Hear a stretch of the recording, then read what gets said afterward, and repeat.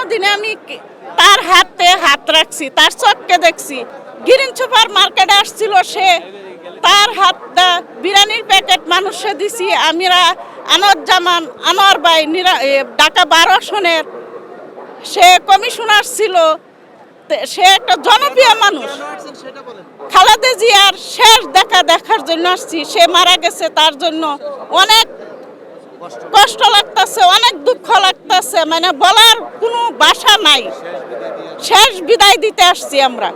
আমাদের প্রিয় নেত্রী, দেশ নেত্রী বেগম খালেদা জিয়ার জন্য দোয়া করবেন।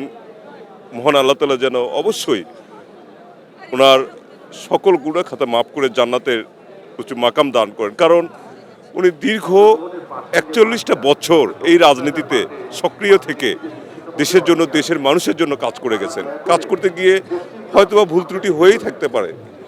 আমরা এতটুকু প্রত্যাশা করব দেশবাসীর কাছে, অবশ্যই দেশবাসী যেন বেগম খালেদা জিয়ার জন্য দোয়া করে।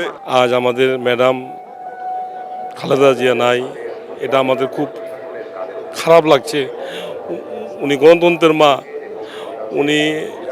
উনি যা করে গেছেন আরও তো কোনো মহিলা করতে পারবেন কি না আমাদের জানা নাই। তো উনি খুবই আপোষহীন নেত্রী। উনি উনি উনি উনি উনি কারোর সাথে আপোষ করেন নাই, সত্যের পথে ছিলেন। আজ উনি নাই, আমাদের মাঝে নাই। আমরা খুবই ওনাকে মিস করছি এবং দলের অনেক বড় ক্ষতি হয়ে গেল এবং দেশের অনেক বড় ক্ষতি হয়ে গেল যেহেতু উনি আমাদের মাঝে চলে গেছেন। উনি একজন আপোষহীন নেত্রী এবং দেশপ্রেমিক। আমি বুঝ হওয়ার পর থেকে যতটুক দেখে আসছি, ওনার ভিতরে দেশপ্রেমটা সবচেয়ে বেশি পেয়েছি। দেশপ্রেম পাওয়ার কারণে ওনার মৃত্যুর খবর শোনার পর বাসায় থাকতে পারিনি। ফজর নামাজের পরে আমি রওনা দিয়েছি। তারপর আস্তে আস্তে হেঁটে হেঁটে চলে আসলাম।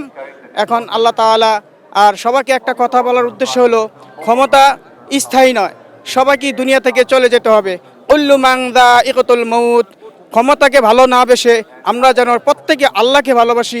রাজনীতি বুঝতাম না, তার ছবি দেখে ছবির দিকে তাকায় থাকতাম, এত সুন্দর লাগতো।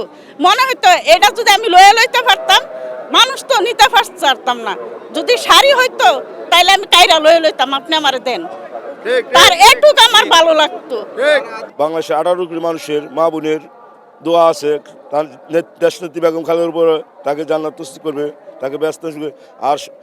আর শেখ হাসিনা ডাইনিকে বাংলাদেশের জনগণের এরকম ধোঁকা করবে সে যে জাহান্নামী হয়।